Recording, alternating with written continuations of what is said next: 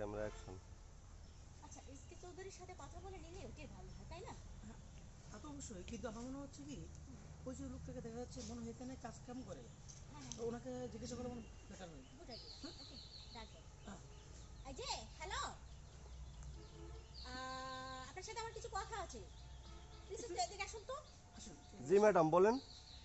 এখানে এসকে চৌধুরী আছে, ওনার সাথে আমি কথা বলবো। আচ্ছা বলেন না, আপনি আমাকে বলেন।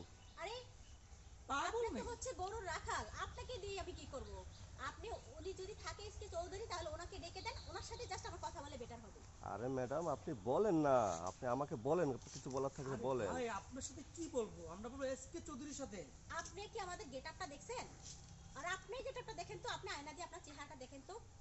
আপনার সাথে তাহলে কি বলবো আমি, আর আপনি কি বলবেন? কি বুঝবেনটা কি বলেন? এসকে চৌধুরী সে হচ্ছে কোথায়, আর আপনি হয়েছেন কোথায়? ম্যাডাম আপনি বুঝতে পারতেছেন না ম্যাডাম, আপনি প্লিজ বলেন না। আসলে উনি নিজে বুঝতে পারছেন না।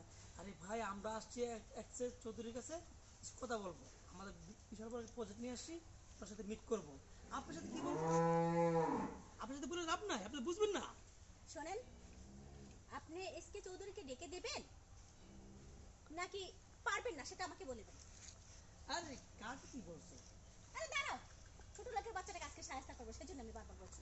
আপনি বারবার আপনি আমাকে অপমান করতেছেন কেন? আরে ওই আপনি কি বলে অপমান কি? করবো না?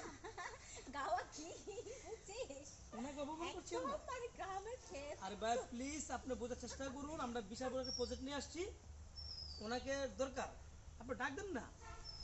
আপনি মনে হয় চিনতে পারতেছেন না আমাকে। আরে ভাই আমি দেখেন, আপনাকে আর চেনার বাকি নেই। আপনি